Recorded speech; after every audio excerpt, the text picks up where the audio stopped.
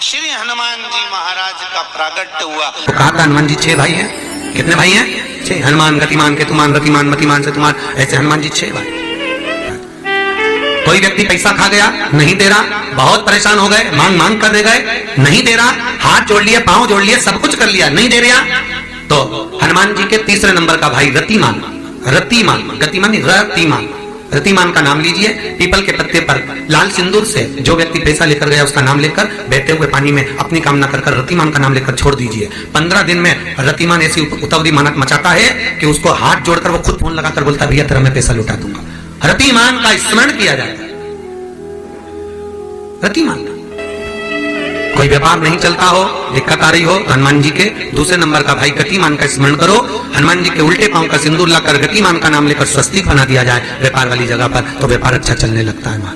घी का दिया लगाइए अगर 40 का पाठ कर रहे हो हनुमान जी का, और बहुत ज्यादा संकट है, बहुत ज्यादा परेशानी है, तो हनुमान 40 का पाठ करो तो तिल्ली के तेल का दिया लगाओ, काली तिल के तेल का दिया, तिल का तेल का दिया हनुमान जी के सामने आसन बिछाकर, बहुत तकलीफ है तो 3 पाठ प्रतिदिन करो।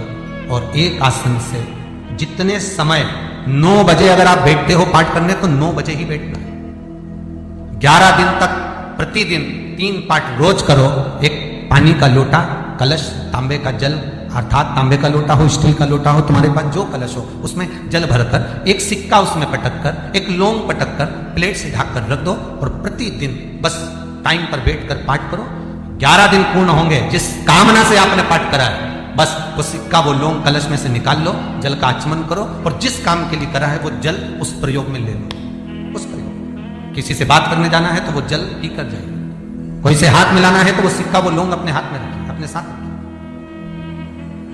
कई लोग कहते हैं हम तो बहुत दिनों से हनुमान चालीसा पढ़ रहे हैं, हम बहुत समय से राम रक्षा स्तोत्र का पाठ कर रहे हैं, हम बहुत समय से ये कर, अरे तो उसको नियम से तो करो।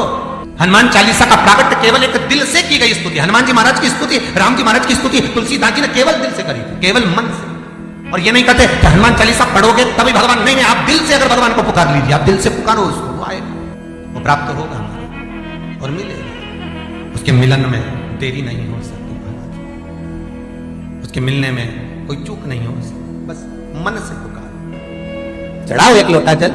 कभी कभी अगर ऐसा लगे जीवन में कि दुख बहुत ज्यादा आ गया है, बहुत तकलीफ आ गई है, तो लाल चंदन को घिसकर उस लाल चंदन का लेपन भगवान शंकर पर कर कर फिर पानी चढ़ाओ। अगर कोई संकट भारी है और निकट रहा, जैसे किसी नारी का गर्भ नहीं ठहर रहा, 15 साल हो गए, 20 साल हो गए, 25 साल, जैसे इसने लिखा एक माता ने कि 18 साल की बेटी हो गई थी पर संतान में पुत्र नहीं, तो उसने भाव से कथा सुनी।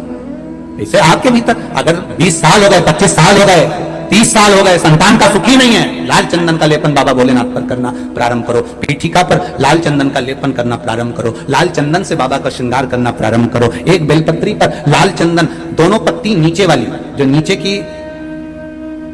की जो 2 पत्ती होती है इस पे लाल चंदन, और बीच वाली पत्ती पर पीला चंदन लगाकर बाबा के शिवलिंग को समर्पित करिए, बाबा से प्रार्थना करिए, रोज प्रार्थना करो। परंतु एक बात का स्मरण रहे, 25 साल हो गए, 20 साल हो गए, 30 साल हो गए, संतान नहीं, तो पहले जल से अभिषेक कराना, अभिषेक कराकर जल का आचमन करने के बाद हाथ को खासा करना, धोना, उसके बाद में फिर वापस बाबा का स्नान कराओ, फिर चंदन का लेपन कराओ, फिर एक लोटा जल चढ़ाकर बाबा का स्नान कराओ। बाबा का बड़ा सुंदर भाव से लाल चंदन से जो अभिषेक करता है, बाबा को लेपन कर कर फिर जल चढ़ समर्पित करता है, निश्चित है उसकी गोदी मेरा देव अधिदेव महादेव जरूर बढ़ता है। निश्चितता है, निश्चितता है।